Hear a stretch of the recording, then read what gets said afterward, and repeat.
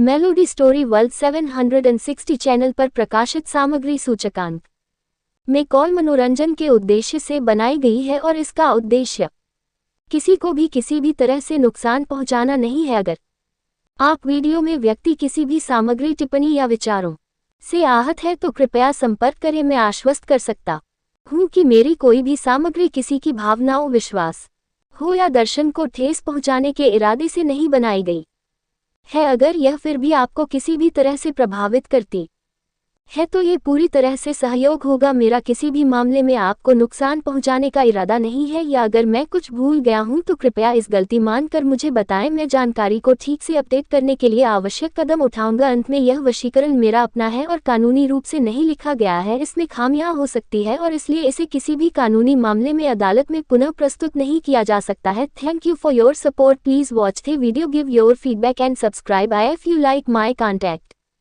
Chapter 11। अगर तुमने दोबारा भाई कहने की हिम्मत की तो मैं तुम्हें FK करूंगा। अरमान की इस किस ने आयशा के पूरे जिस्म के तार झंझना दिए थे। पागल हुई जा रही थी वो। उसकी सांसें इस हद तक तेज हो चली कि उनका संभालना उसे मुश्किल पड़ गया। वो अब भी अरमान के कांधे पर अपना चेहरा टिकाए बैठी थी तो वही अरमान का चेहरा आयशा की गर्दन में फंसा था। वो आयशा की पीठ को सहला रहा था कि तभी उसे एक जाना पहचाना एहसास महसूस हुआ। इस एहसास के चलते उसने अपनी आंखें बंद कर ली और आंखें बंद करते ही उसे उस रात की याद आ गई। ये टच उसे उस अनजान लड़की की याद दिला रहा था। उतना ही मखमली बदन, जिस्म से उठ रही वही भीनी भीनी खुशबू जिसने अरमान को पागल कर दिया था। और आयशा के होंठ भी वही मदहोशी दे रहे थे जो मदहोशी उस रात अरमान पर हावी हो गई थी। अरमान अब और अधिक गहराई के साथ आयशा के जिस्म पर अपना हाथ घुमाने लगा तो इधर आयशा की सांसें जैसे ही उसकी काबू में आई उसने अरमान के सीने पर अपना हाथ रख उसे खुद से दूर कर दिया, जिसके चलते अरमान की भी आंखें खुल गई और वो आयशा के गुस्से में तप रहे चेहरे को देखने लगा, जिसे देखते ही अरमान के होंठों पर मुस्कान फैल गई।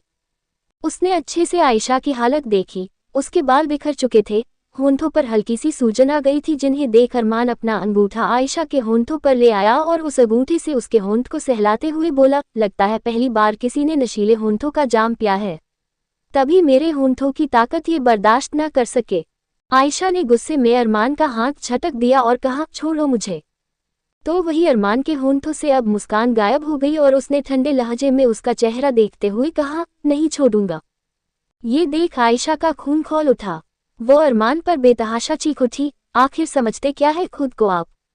किसने हक दिया आपको मुझे किस करने का? होते कौन है आप मेरे इतने करीब आने वाले? अरे मैंने तो आपको अपने भाई का दर्जा दिया और आपने। मगर आयशा के शब्द उसके मुंह में ही दब गए क्योंकि अरमान ने उसके होंठों को अपने हाथ से ढक दिया और अपना चेहरा उसके चेहरे के बेहद करीब ले जाकर बेहद तेज भरी आवाज में बोला, एक बार फिर मुझे भाई कहो और फिर देखती जाओ मैं तुम्हारे साथ क्या करता हूँ। अभी तो सिर्फ किस किया है ना, लेकिन अगली बार I'll FK you if you dare to say भाई again। आयशा का पूरा शरीर थरथरा गया अरमान के शब्दों को सुन। वो आंख फाड़े उसे देखती ही रह गई कि तभी अरमान ने इस बार हल्की सी दबी आवाज में कहा, और याद रखना जो मैं कहता हूँ वो मैं जरूर करता हूँ। कहकर वो उससे दूर हुआ और कार से बाहर निकलते हुए बोला, रोमांस बहुत हो गया बेबी गर्ल, बाकी का रोमांस हम घर पर कंटिन्यू करेंगे। कहते हुए अरमान ड्राइविंग सीट पर आ बैठा। तो वही आयशा पहले तो सुन्न थी, लेकिन फिर उसने अपने आंसू पोंछे और तुरंत कार से बाहर निकलकर अरमान पर चिल्लाते हुए बोली, आप जैसे घटिया इंसान के साथ जाने से बेहतर है मैं अकेली इन सड़कों पर भटक लूंगी। अरमान ने उसकी बात का ना ही कोई जवाब दिया और ना ही उसके चेहरे पर कोई एक्सप्रेशन आए। इधर आयशा ने अपना बैग बाहर निकाला और अरमान को एक नज़र घूरते हुए दूसरी ओर चल दी। और यहाँ अरमान ने अपनी कार शुरू की और उसे आयशा के पास ले जाकर कहा, मैं अपनी बात दोहराता नहीं स्वीट हार्ट, इसलिए पहली और आखिरी बार कह रहा हूँ कार में बैठो, वरना कहीं ऐसा ना हो कि आधी रात में इस खूबसूरती को कोई और नोच कर ले जाए। इस पर आयशा ने गुस्से भरी आवाज में कहा, मुझे कोई फर्क नहीं पड़ता, और खबरदार जो अब मेरे करीब आए। ये सुन अरमान मुस्कुराया और उसने अपनी आंखों पर शेड्स चढ़ाते हुए आयशा को मुस्कुराते हुए देख कहा, as you wish baby, good bye. कहकर अरमान ने अपनी कार की स्पीड बढ़ाई और तुरंत वहां से चला गया। वही उसकी कार के जाते ही आयशा का दिल बैठ गया। अरमान से तो उसने बोल दिया था कि वो नहीं जाएगी उसके साथ, लेकिन अंदर से तो उसे है पता था कि इस सुनसान रास्ते पर उसे कितना डर लग रहा है। और फिर आयशा को भी नहीं लगा था कि अरमान सच में उसे अकेला छोड़कर यहाँ से चला जाएगा। वो अपने बैठते दिल के साथ अरमान की कार को तब तक वहां से जाते देखती रही जब तक उसकी कार पूरी तरह से ओझल नहीं हो गई। आयशा को समझ नहीं आ रहा था कि अब भला वो कहाँ जाएगी। इस अनजान शहर में वो किस रास्ते अपनी मंजिल ढूंढेगी कि तभी उसे शरत का ख्याल आया। इसलिए उसने तुरंत अपना फोन निकालने के लिए जैसे ही अपने पर्स में हाथ डाला तो स्तब्ध रह गई। फोन कहाँ गया? उसने हैरानी के साथ कहा, और तभी उसे समझ आया कि अपने फोन को वो अरमान की गाड़ी में ही भूल गई है और ये याद आते ही उसने अपना सर पीट लिया। शिट, ये मुझसे क्या हो गया? अब मैं घर कैसे पहुंचूंगी? आयशा का रोना छूट गया।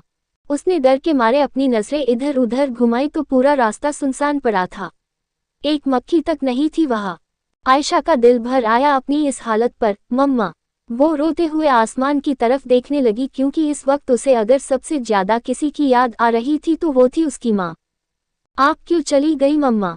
I am dying. सिसकते हुए आयशा ये सब कहे जा रही थी कि तभी उसे एक गाड़ी की आवाज आई।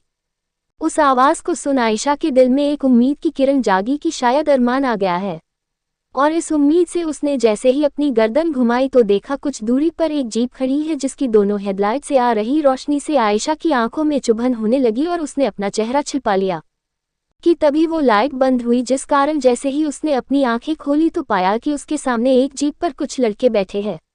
और ये देखते ही आयशा ने अपना थूक निगल लिया। वो जीप अब धीरे धीरे उसके करीब बढ़ने लगी और आयशा अपने कदम पीछे लेने लगी।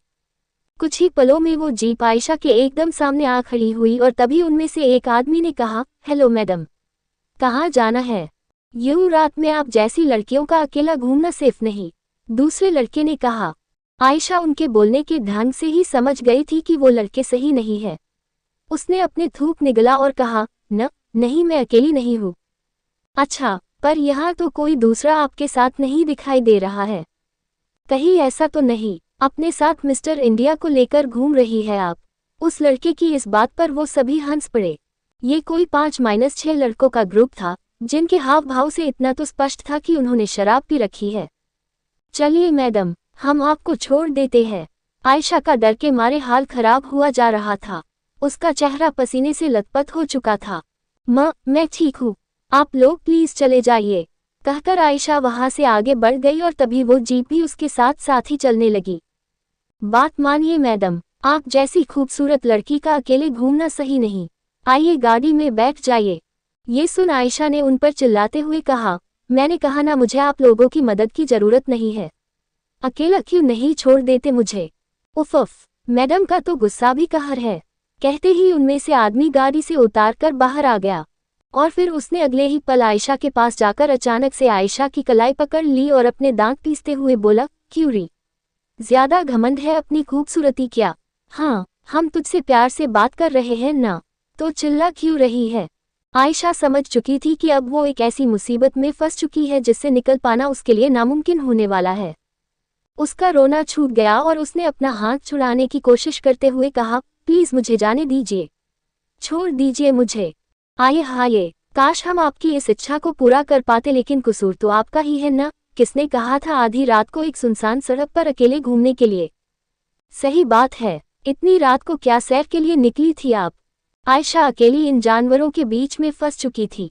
बचाओ, कोई मदद करो मेरी। आयशा ने चिल्लाने की कोशिश की लेकिन तभी उन आदमियों ने उसके मुंह को दाब दिया, जिस वजह से आयशा झटपटा उठी और वो आदमी हैवानों की तरह हंस पड़े। मजा आने वाला है आज रात, उनमें से एक ने कहा, और वो सब आयशा को जबरदस्ती घसीटकर जीप के अंदर डालने लगे कि तभी आयशा ने उनमें से एक के पैरों के बीच जोरदार लात मारी, जिस वजह से वो दर्द के मारे बिलख उठा और इसी बात का फायदा उठाकर आयशा वहां से भागने लगी। लेकिन उसकी ये कोशिश बेकार गई क्योंकि वो अकेली थी और ये सिक्स, इसलिए उन्होंने तुरंत आयशा को उसके बालों से पकड़ा और उसे गाली देते हुए बोली, साली, ज्यादा होशियारी दिखा रही है, रुक, अभी तेरी होशियारी निकालता हूँ, कहकर उसने आयशा को जमीन पर फेंक दिया। और यहाँ अब आयशा ने अपने बचने की सारी उम्मीद छोड़ दी। वो घबराते हुए जमीन पर पीछे खिसकने लगी। प्लीज मुझे जाने दो मुझे, हाथ जोड़ती हूँ मैं। लेकिन उसके रोने गिड़गिड़ाने का किसी को कोई फर्क ना पड़ा, उल्टा वो आदमी तो खुश हो रहे थे उसे इस हाल में देख। इतने में ही एक आदमी उसके करीब झुकने लगा और सीधा आयशा के ऊपर आ गिरा, जिस कारण आयशा घिन से भर उठी। लेकिन उस आदमी ने आयशा की बाहों को पकड़ लिया और अपने होंठ जिसके करीब ले जाते हुए बोला, जरा मैं भी तो देखूं, इन खूबसूरत होंठों का स्वाद कैसा है। नहीं नहीं, आयशा चीख उठी। और इधर वो आदमी जैसे ही आयशा के होंठों पर हमला करने को हुआ, उसी पर रोड पर एक कार खड़ी हुई और उस कार ने जोर से हॉर्न बजा दी, जिसकी आवाज सुन सभी आदमी रुक गए। उन्होंने मुड़कर देखा तो रोड के बीचों बीच एक कार खड़ी थी, जिसकी हेडलाइट की रोशनी उन आदमियों की आंखों में आ गिरी। और उस रोशनी से बचते हुए एक आदमी चिल्लाया, चुपचाप निकल जा यहाँ से, हमसे उलझने की कोशिश भी मत करना। लेकिन वो कार वहां से हिली भी नहीं। अबे तुझे सुनाई नहीं देता क्या, कहकर उनमें से एक जैसे ही उस कार के पास जाने को हुआ, उसी पल कार की हेडलाइट बंद हुई। इधर जो आदमी आयशा के ऊपर था वो भी उसके ऊपर से हट गया, जिस कारण आयशा की नज़र भी सामने खड़ी उस कार पर गई।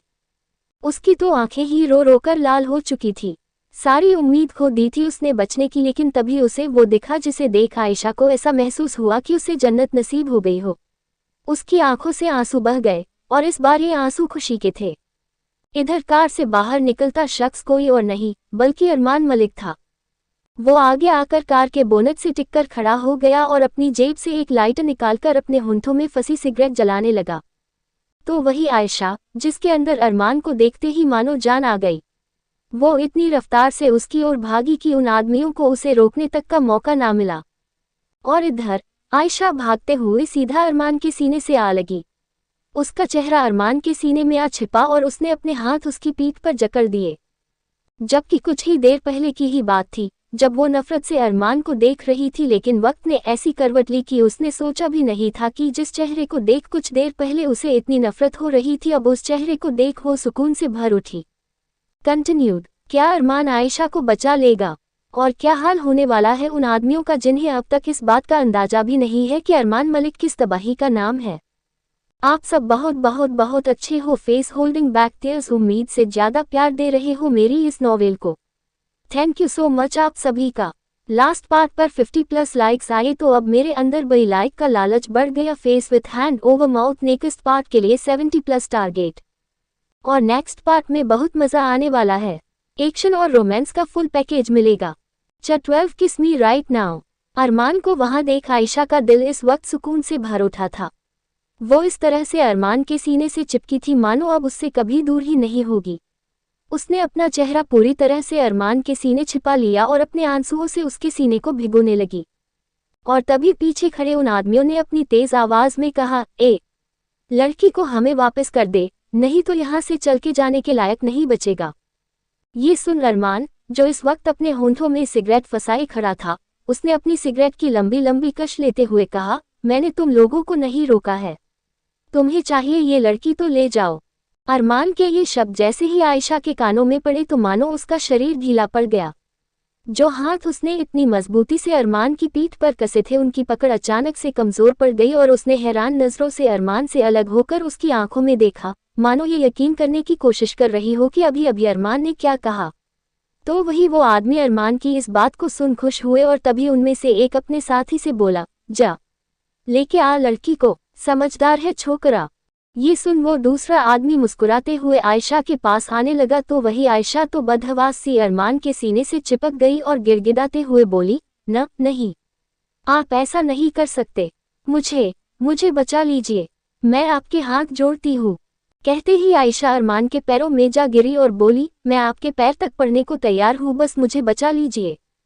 तो वही अरमान मानो बेफिक्र सा अपनी सिगरेट पीने में व्यस्त था और उधर आयशा जैसे जैसे उस आदमी को अपने करीब आता देख रही थी वैसे वैसे उसके दिल की धड़कनें तेज होती चली जा रही थी। वो एक बार फिर अरमान के पैरों के जा गिरी और बोली, प्लीज मुझे बचा लीजिए, प्लीज। उस सुनसान सड़क पर केवल आयशा की चीख गूंज रही थी, जिन्हें सुनने वाला शायद कोई नहीं था।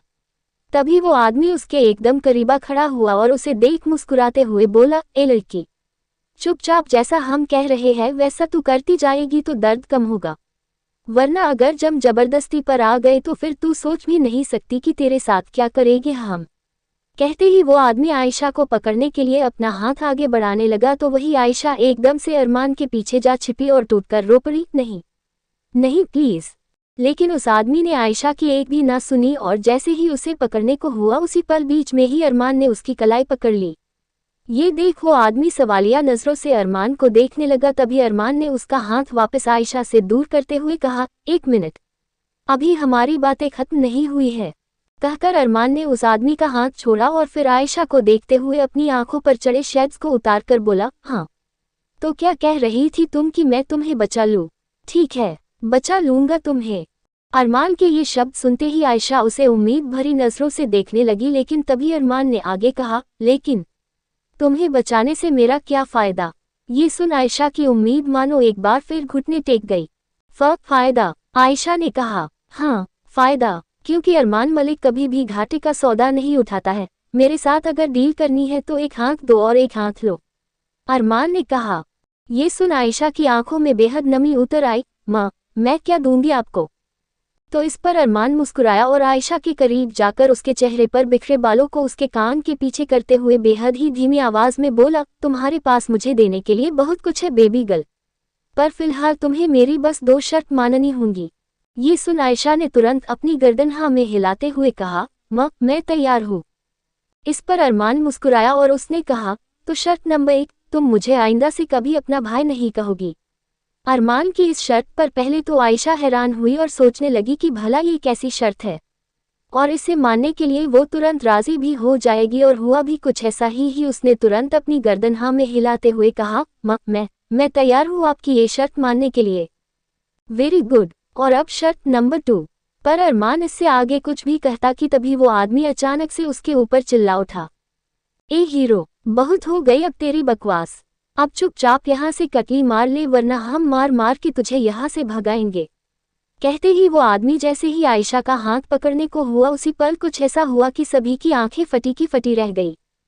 वो आदमी दर्द से कराहता हुआ जमीन पर पड़ा था और उसकी इस हालत का जिम्मेदार अरमान था, क्योंकि वो हाथ जिस हाथ को उस आदमी ने आयशा को छूने के लिए आगे बढ़ाया था, अरमान ने उस हाथ को ही मरोड़कर तोड़ दिया था, जिस कारण सभी दंग रह गए। लेकिन शायद अभी तो बस ये शुरुआत थी, क्योंकि अगले ही पल एक और धमाका हुआ जिससे सबकी जान हलक में अटक गई। और इस बार ये धमाका अरमान की गन ने किया था, जिसे उसने अपनी कमर से बाहर निकाला और अगले ही पल उस आदमी की दोनों जांघों पर और फिर जांघों के बीच उसके निजी अंग को गोलियों से भून दिया। ये नज़ारा देखा आयशा की रूह तक कांप उठी। उसकी आवाज़ गले में अटक चुकी थी और उस आदमी पर गोली चलते देख उसने खौफ के मारे अपना चेहरा छिपा लिया। इतना डर तो उसे कुछ देर पहले उन आदमियों से भी नहीं लगा था जितना कि अब अरमान से उसे लगने लगा था। वो अरमान को बदतमीज तो समझती थी, मगर उसने कभी सोचा भी नहीं था कि वो इतना खतरनाक निकलेगा। इधर वो जमीन पर पड़ा आदमी दर्द के मारे कराहता रहा और फिर उसकी आंखें बंद हो गई, और उधर अरमान के लिए मानो ये कोई मामूली सी बात थी। उसके हाव भाव देखकर ऐसा लग रहा था मानो उसने बस एक कान पर भिनभिना रहे मच्छर को मारा हो। एक नज़र उस आदमी पर डाल अरमान ने कहा, साला बहुत बोल रहा था बीच में, जब मैंने पहले ही कह दिया कि अभी मैं अपनी बेबी गर्ल से खास बात कर रहा हूँ तो क्यों बीच में आया। कहकर अरमान ने उन बचे हुए आदमियों को देखा जिनके चेहरे की हवाइयाँ उड़ी हुई थी। क्यों सही किया ना मैंने? तो अरमान के इस रूप को देख उन सबकी पेंट गीली होने की कगार पर थी।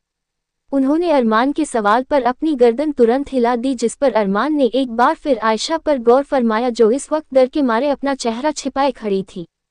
अरमान ने वो गन यूं ही अपने एक हाथ में पकड़े रखी और दूसरे हाथ से अचानक से उसने आयशा की बाजू को पकड़कर उसे खुद के करीब खींच लिया, जिस कारण आयशा डर के मारे उसकी आंखों में देखने लगी। वो इस वक्त इस हद तक कांप रही थी कि उसकी कपकपी अरमान तक ने महसूस कर ली। तो मेरी दूसरी शर्त के लिए तैयार हो बेबी? अरमान ने इंटेंसिटी से उसकी आंखों में देखते हुए कहा।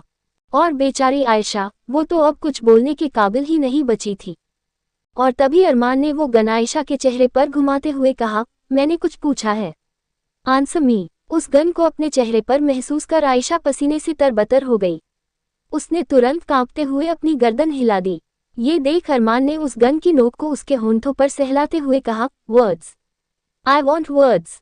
उस गन को अपने चेहरे पर महसूस कर आयशा पसीने से तरबतर हो गई। उसने तुरंत कांपते हुए अपनी गर्दन हिला दी। ये देख अरमान ने उस गन की नोक को उसके होंठों पर सहलाते हुए कहा, वर्ड्स, आई वॉन्ट वर्ड्स। तो इस पर आयशा ने तुरंत अपनी गर्दन हिलाते हुए लड़खड़ाती जबान के साथ कहा, हाँ माँ, मैं तैयार हूँ।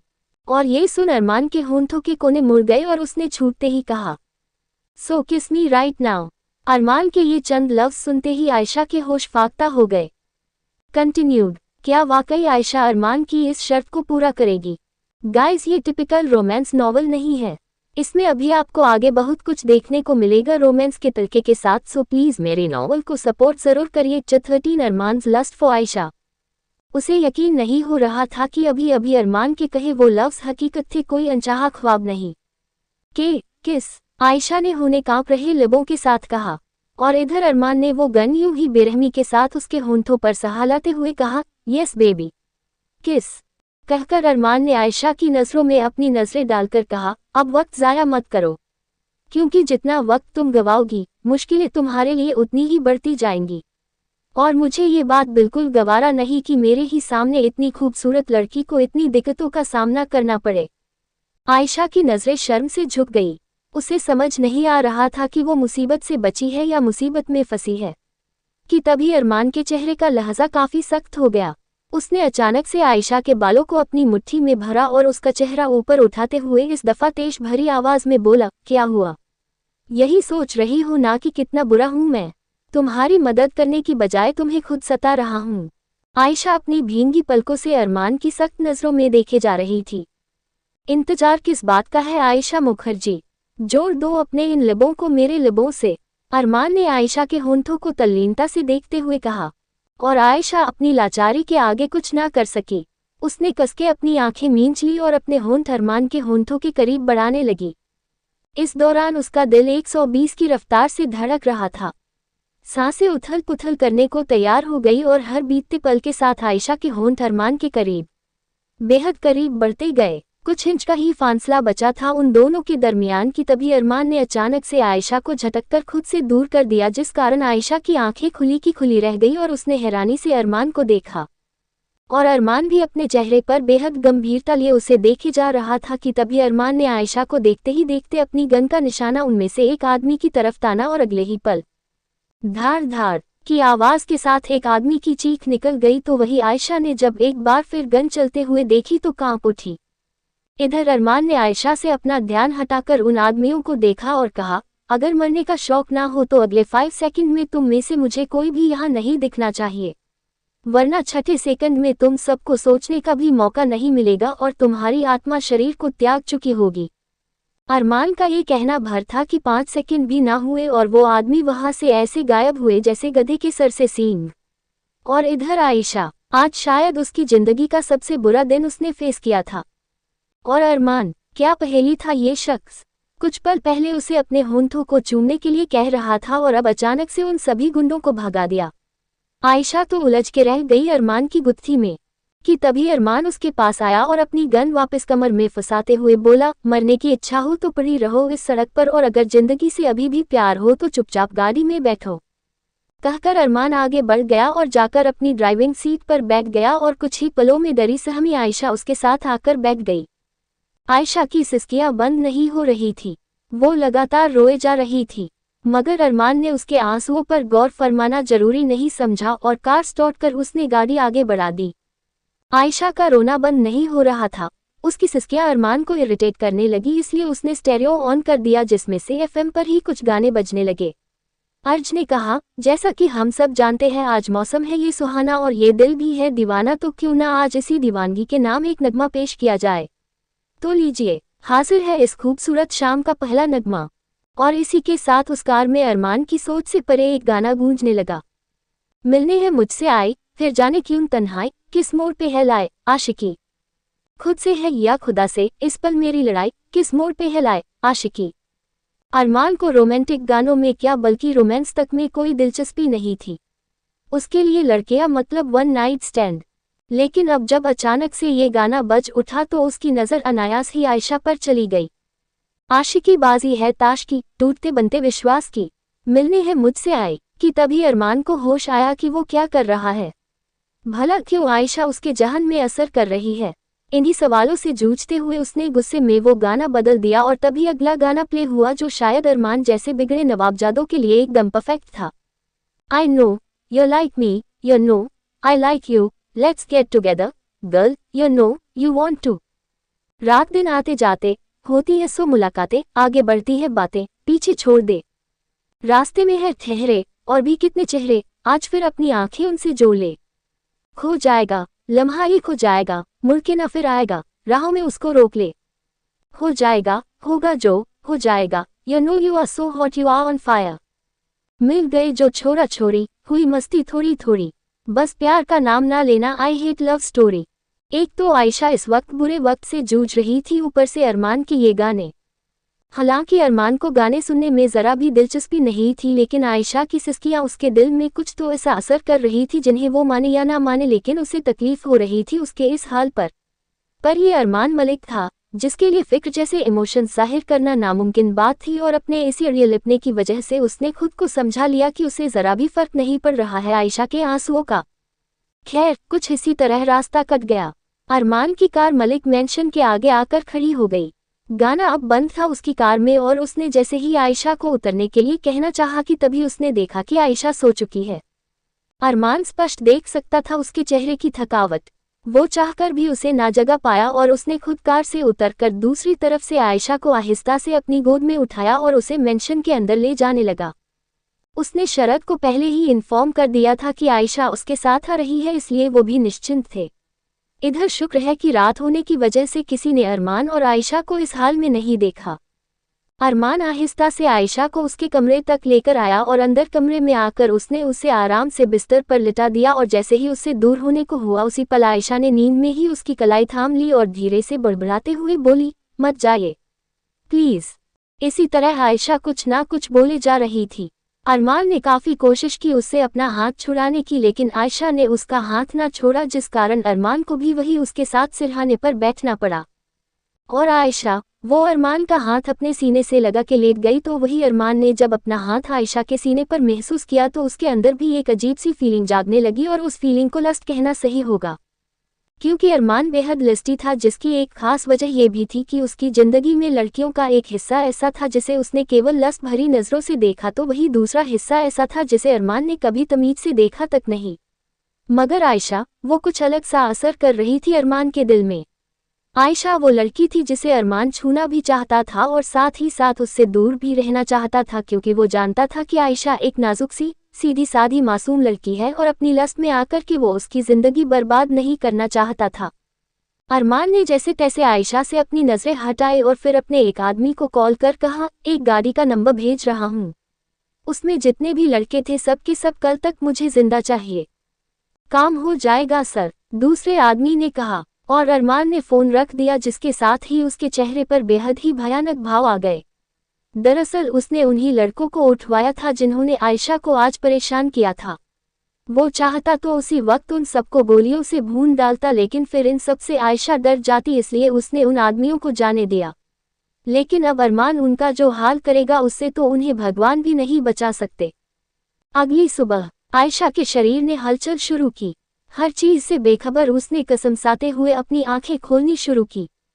आंखें बंद किए ही आयशा के होंठों पर एक मुस्कान तैर गई और उसने महसूस किया कि वो इस वक्त किसी की बाहों में लिपटी लेटी है।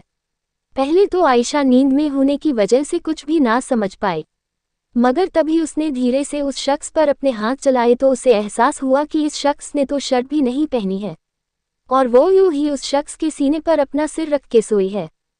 शुरुआत में तो आयशा को ये किसी सपने सा लगा, लेकिन जैसे ही उसने अपने सीने पर किसी का हाथ महसूस किया तो मानो उसके दिल ने धड़कना बंद कर दिया, और अचानक से आयशा ने अपनी आंखें खोली, जिसके साथ ही उसने खुद को और अरमान को जिस हालत में देखा तो मानो उसका जिस्म थरथरा उठा।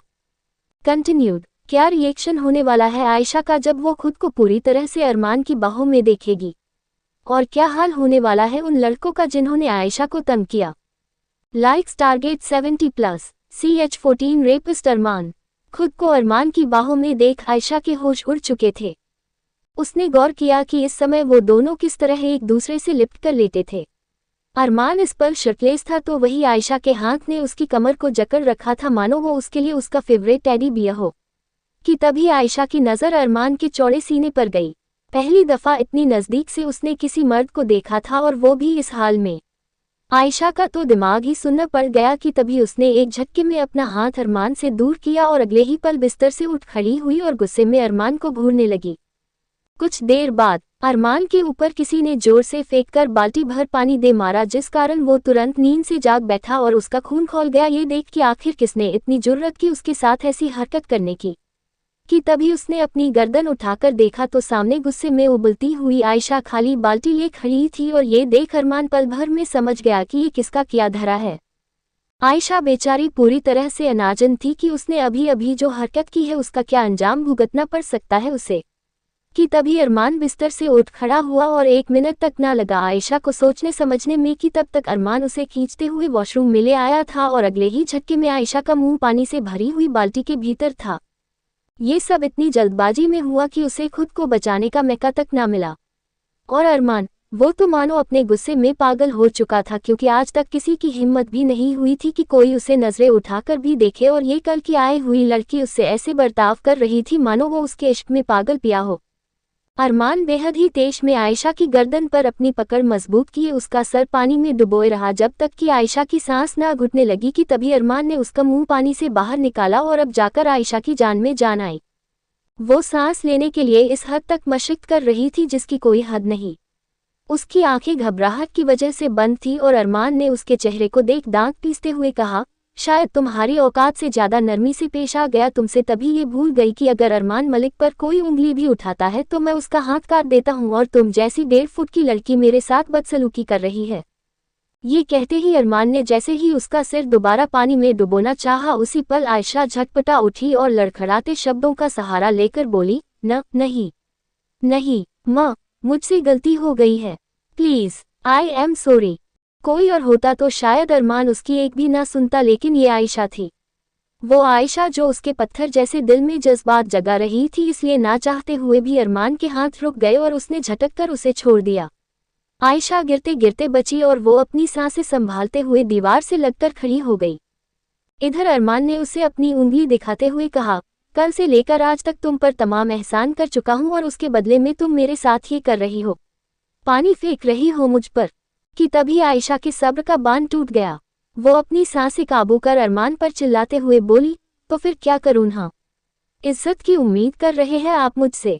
मेरे साथ पूरी रात मेरे ही बिस्तर पर बिता के अपने एहसान के बदले मेरा फायदा तो उठा लिया ना आपने।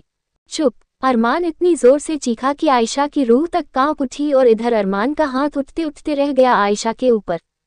आयशा अपनी आंसुओं से सनी आंखों से अरमान को देख रही थी कि तभी अरमान बेहद क्रोध में धधकते हुए उसके करीब आया और उसकी बाजू को मजबूती के साथ पकड़ते हुए बोला, अब एक और शब्द कहा ना तो यही खड़े खड़े लाश बना दूंगा। और क्या कहा तुमने? फायदा उठाया मैंने तुम्हारा? तो एक बात कान खोलकर सुन लो, मैं बुरा हूँ, बहुत बुरा। लेकिन तुम जैसी बेवकूफ और बददिमाग लड़की का नींद में फायदा उठाने वाला कोई रेपिस्ट नहीं।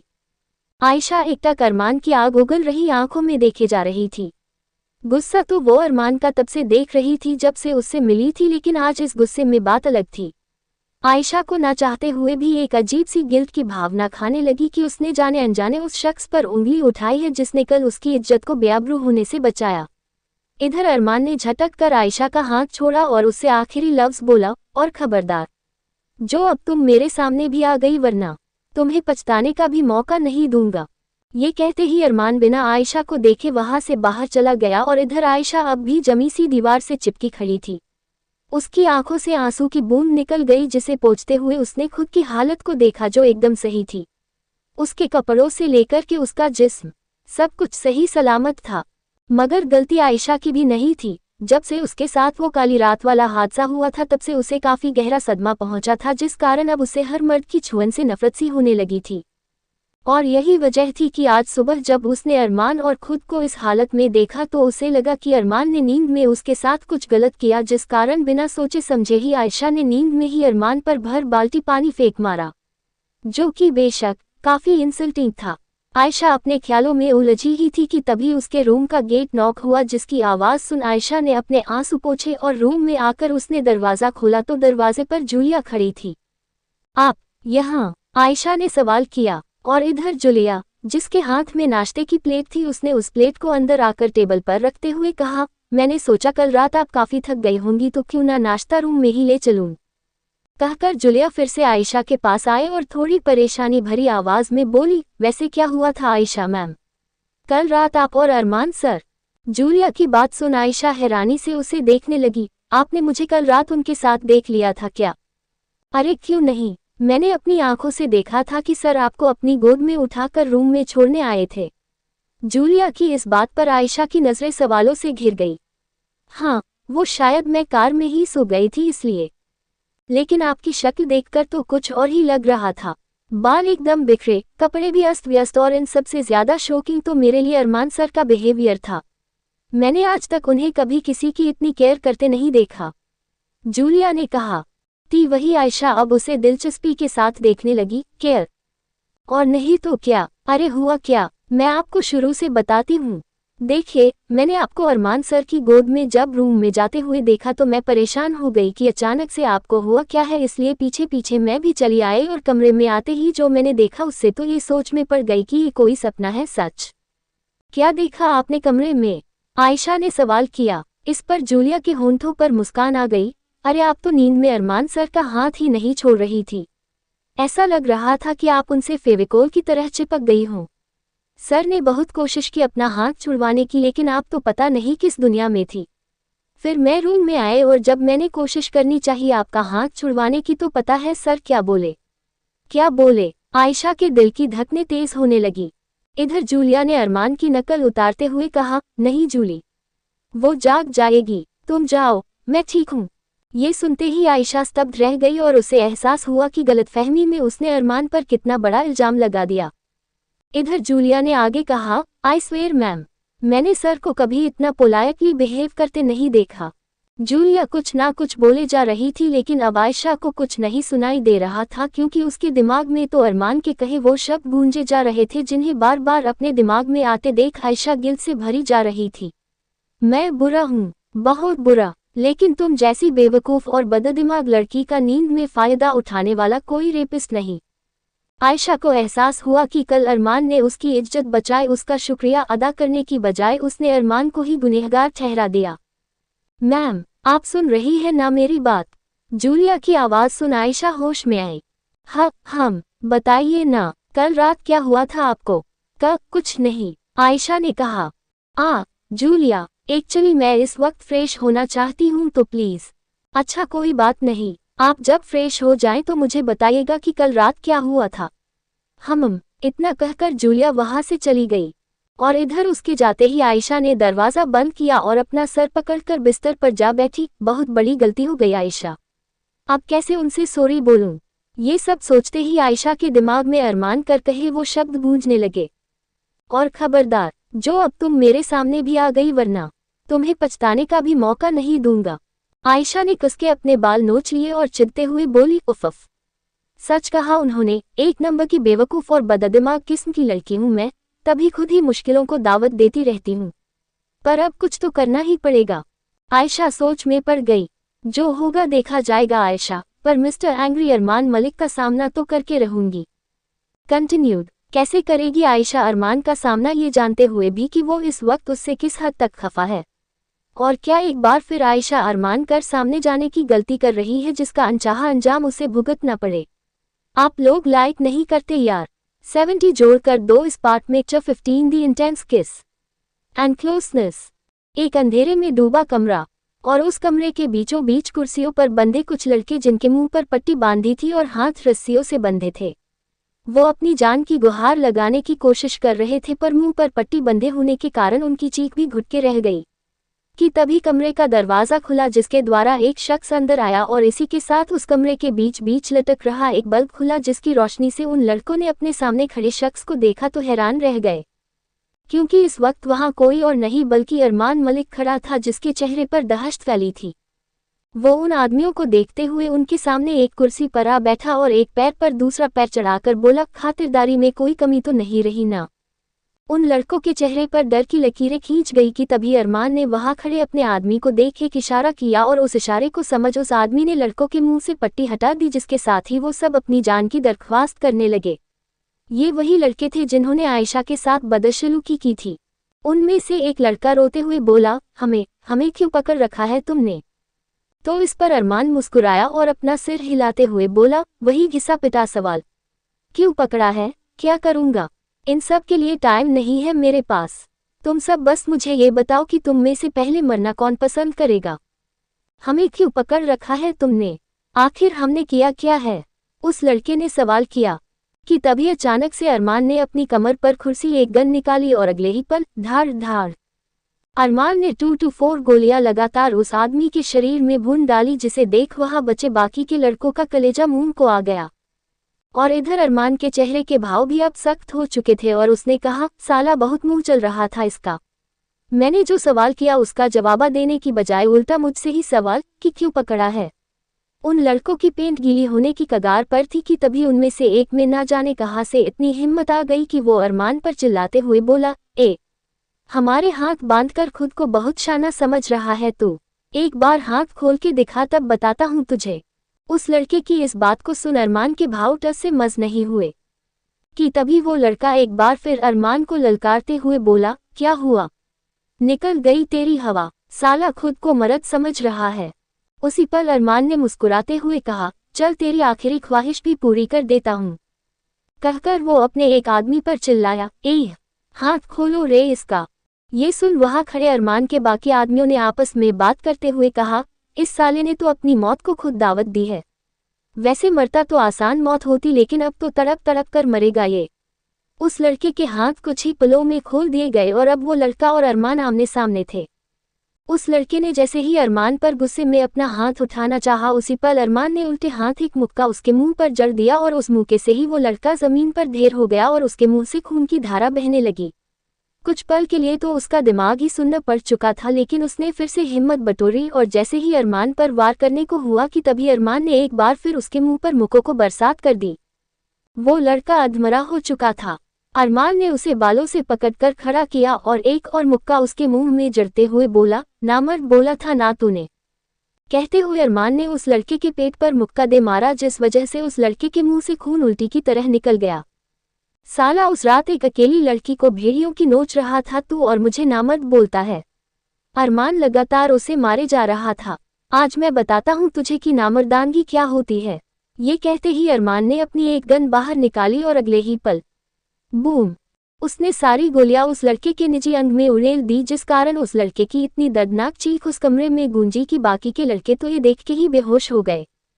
तो वही अरमान ने अपने चेहरे पर पड़े खून की छींटे साफ करते हुए अपने आदमी से कहा, ये मरना नहीं चाहिए, क्योंकि अगर ये मर गया तो इसकी सज़ा खत्म हो जाएगी और मैं चाहता हूँ कि ये जिंदगी भर ये सोच के तड़पे कि काश आज के दिन मैंने इसे मार डाला होता। अरमान के इस भयानक रूप को देख हर कोई कांप उठा। दूसरी तरफ लॉन्ग स्कर्ट और सिंपल सी पिंक टी शर्ट पहने आयशा उतरकर नीचे आई कि तभी उसे हॉल में बैठे हुए शरद न्यूज़पेपर दिखाई दिए। उन्होंने आयशा को आते देख मुस्कुराते हुए कहा, आओ आयशा बैठो।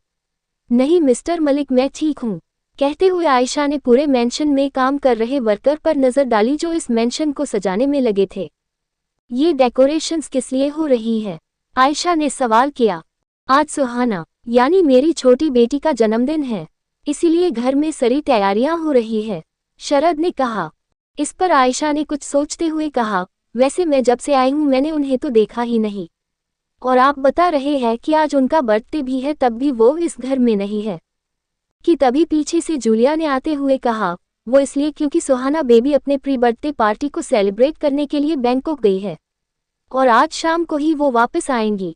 ये सुनने अपनी गर्दन हिला दी।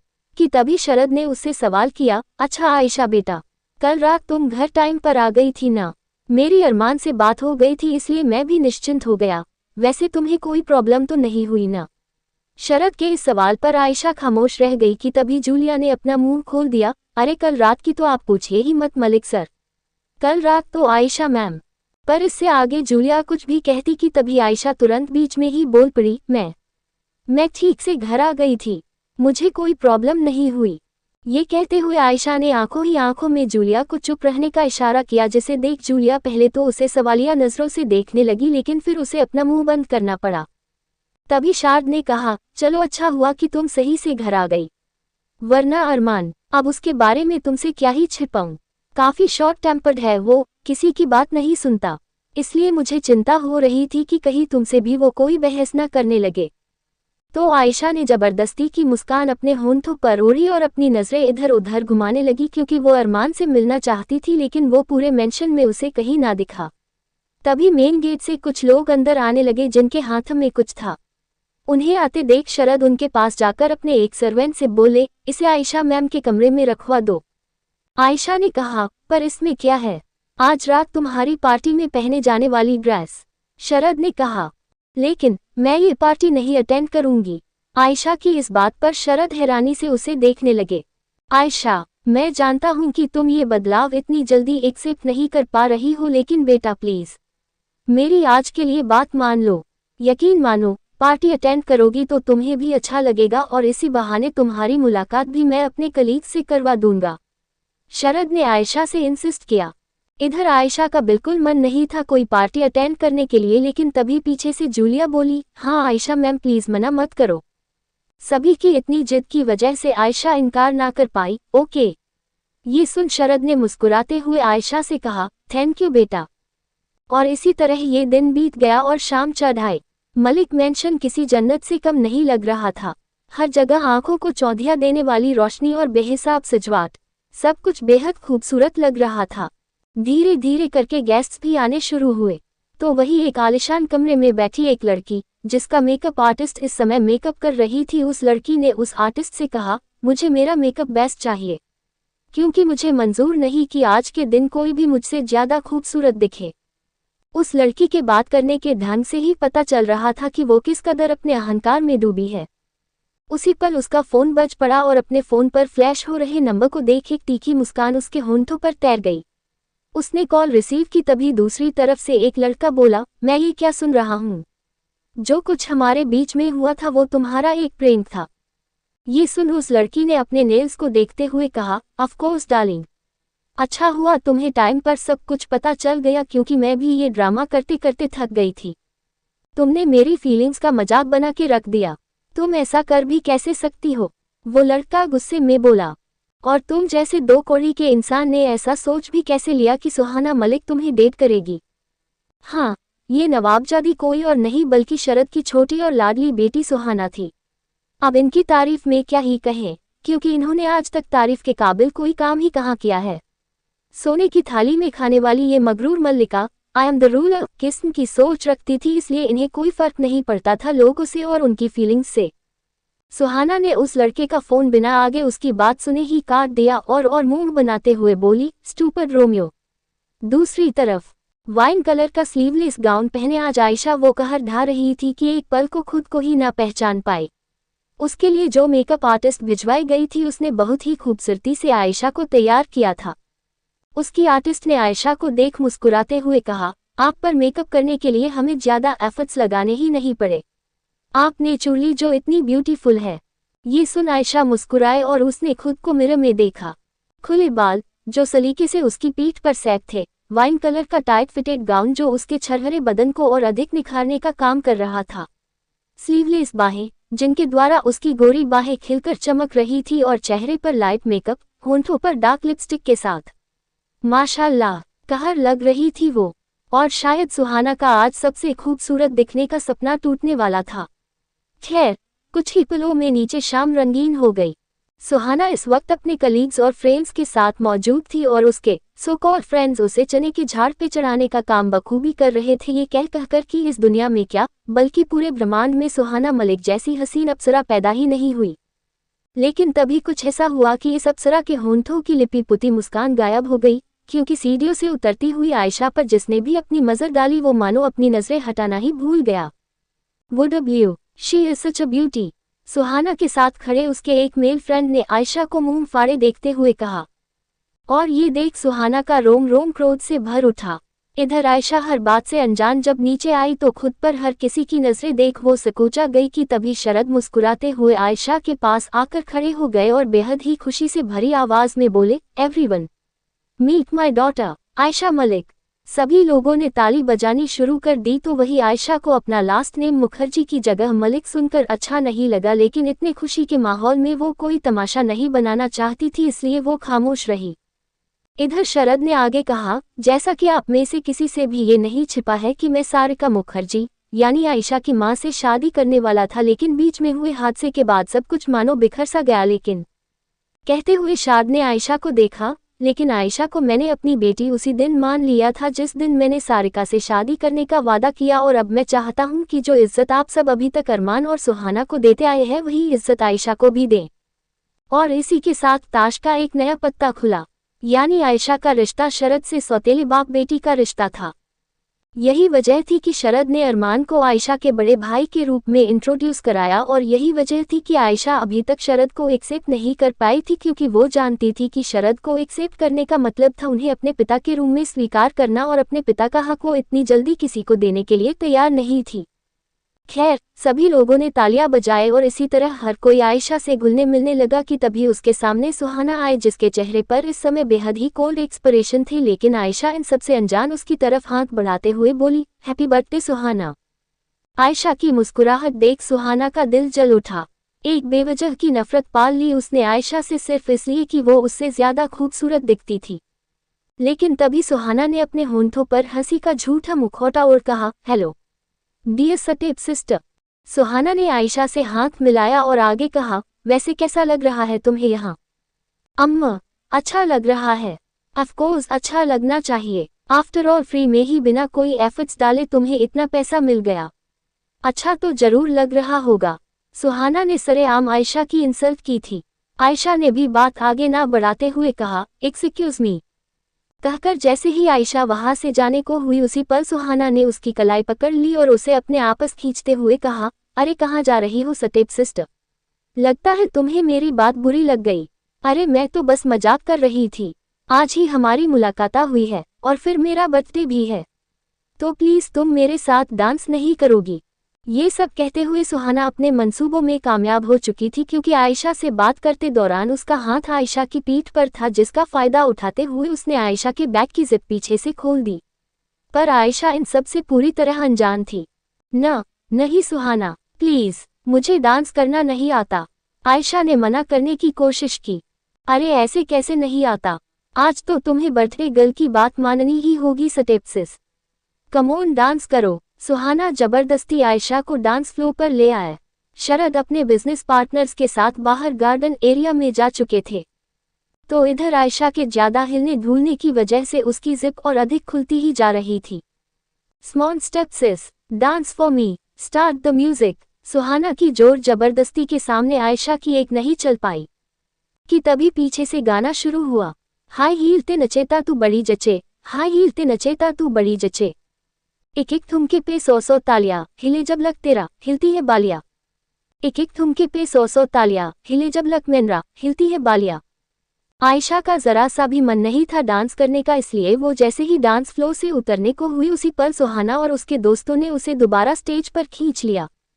एक एक थुमके पे 100 तालियां, हिले जब लग तेरा, हिलती है बालिया। 24 घंटे मुंडे रहते मेरे अग्गे पीछे, मेरे अग्गे पीछे, मेरे अग्गे पीछे। जद हाई हील ते नचे ता तू बड़ी जचे, हाई हील ते नचे ता तू बड़ी जचे, तू बड़ी जचे। आयशा परेशान हो चुकी थी इस जबरदस्ती पर, इसलिए इस बार वो जैसे ही जाने को हुई उसी पल सुहाना ने पीछे से ही उसके गाउन पर अपना पैर रख दिया, और इसके बाद जो हुआ उससे आयशा का दिल धड़कना बंद हो गया। उसे एहसास हो गया कि उसकी ड्रेस पीछे से खुल गई है, इसलिए एक पल न लगा और उसका रोना छूट गया। उसे कुछ समझ नहीं आ रहा था कि इस सिचुएशन में वो कैसे सबकी नज़रों से छिपके जाए, क्योंकि हर किसी की नज़र उस पर थी। तभी सुहाना ने अनजान बनने का ढोंग करते हुए आयशा को दोबारा स्टेज पर धकेल दिया, और इस बार आयशा के आंसू किसी से ना छिपे। और ये वो मंजर था जब सभी की नज़र में उसकी खुली हुई जिप आ गई। आयशा ने शर्म से अपनी नज़रें झुका ली और खुद को छिपाने की कोशिश करने लगी, लेकिन कोई फायदा ना हुआ। उसका शरीर कांप उठा, वो शर्म के मारे मरी जा रही थी। तो वही तमाशा देखने वाले तमाशा देख रहे थे, और सुहाना के होंठों पर एक विजयी मुस्कान आ गई। आयशा से अब ये सब और बर्दाश्त ना हुआ, और वो जैसे ही वहां से भागने को हुई उसी पल सुहाना ने अपना पैर उसके रास्ते में अड़ा दिया, जिससे जैसे ही वो औंधे मुंह जमीन पर गिरने को हुई उसी पल किसी की बाहों ने उसे थाम लिया। एक पल के लिए वहां सन्नाटा छा गया, तो वही आयशा को अपनी बाहों में संभालने वाला शख्स कोई और नहीं बल्कि अरमान था, जिसके चेहरे पर इस समय इस कदर क्रोध की का पहारा था कि वहां खड़े हर चेहरे की मुस्कान फीकी पड़ गई। तो इधर आयशा के हाथ मजबूती से अरमान की बाजू में गड़े थे, और वो सिसकती रही, क्योंकि उसमें अब हिम्मत नहीं बची थी किसी से अपनी नजरें मिलाने की। तभी अरमान ने उसे खुद से अलग किया और जब उसने आयशा का आंसुओं से लथपथ चेहरा और शर्म से झुकी नजरें देखी तो मानो वो जल उठा। अरमान ने तुरंत अपना ब्लेजर उतारा और अगले ही पल उसे आयशा की पीठ पर डालकर उसके पतले से जिस्म को अपने ब्लेजर से ढक दिया। और तभी उसकी एक चीख पूरे हॉल में गूंज उठी, बंद करो म्यूजिक। उसकी चीख सुन एक पल को वहां हर कोई चिहुक उठा और सुहाना भी अपने भाई के इस गुस्से को देख खामोश रह गई। और इधर अरमान ने एक बार फिर आयशा के तड़प रहे चेहरे को देखा और अगले ही पल बिना किसी की परवाह किए उसने उसे अपनी गोद में उठा लिया और हर किसी को अनदेखा कर वहां से ऊपर जाने लगा। तो वही उसके इस बर्ताव को देख हर किसी का मुंह फटा रह गया और एक पल में ये चहकती शाम खामोश पड़ गई। ऊपर अरमान आयशा को उसके कमरे में लेकर आया और उसने आहिस्ता से उसे बिस्तर पर लिटा दिया, जिसके साथ ही आयशा फूटकर रो पड़ी। उसके हाथों ने कसके अरमान की शर्ट को अपनी मुट्ठी में भर लिया और उसके सीने पर अपना सिर टिकाए बेतहाशा रो पड़ी। अरमान ने तुरंत उसे अपनी बाहों में भर लिया और उसका सिर सहलाने लगा। तभी आयशा सिसकते हुए बोली, सबने देख लिया मुझे। आयशा की इस बात को सुन अरमान का दिल जल उठा। उसने मजबूती से उसे खुद की बाहों में जकते हुए कहा, शश, किसी ने कुछ नहीं देखा। आयशा का रोना बंद होने का नाम नहीं ले रहा था तो वही वो इस बात से बेखबर थी कि उसे अरमान की बाहें कितना सुकून दे रही थी। एक अनोखा सा एहसास उसके दिल में उतर आया कि वो इन बाहों में सबसे ज्यादा महफूज है। अरमान के जिस्म की गर्माहट आयशा के मन उतरती जा रही थी। मैं अब कैसे फेस करूंगी सबको? हर किसी ने मुझे उस हालत में देख लिया। आयशा बच्चों की तरह रोए जा रही थी। तो वही अरमान ने उसका चेहरा अपने सीने से अलग किया और फिर उसके चेहरे को मजबूती से अपने हाथ में भर बोला, मेरी आंखों में देखो। ये सुन आयशा ने अपनी आंसुओं से सनी आंखें अरमान पर डाली। तभी अरमान ने कहा, तुम पर कोई उंगली भी नहीं उठा पाएगा, समझी तुम। लेकिन आयशा तो मानो पागल हो चुकी थी। सबके सामने मेरी इज्जत की धज्जियां उड़ गई। मुझे नहीं रहना यहाँ। Ayesha listen to me. नहीं, मैं यहाँ नहीं रहूंगी। आयशा तो मानो पागल हो चुकी थी और अरमान की एक बात सुनने के लिए राजी नहीं थी।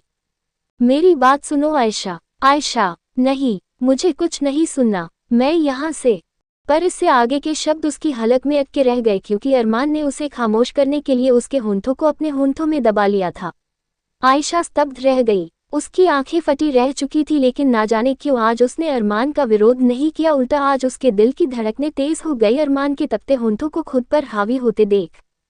आयशा का रोना और उसकी सिसकियां शांत हो गई और अगले ही पल उसने धीरे से अपनी भींगी पलकें बंद कर ली और अपने नाखून कसके अरमान की पीठ में गड़ा दिए और कर दिया खुद को अरमान के हवाले।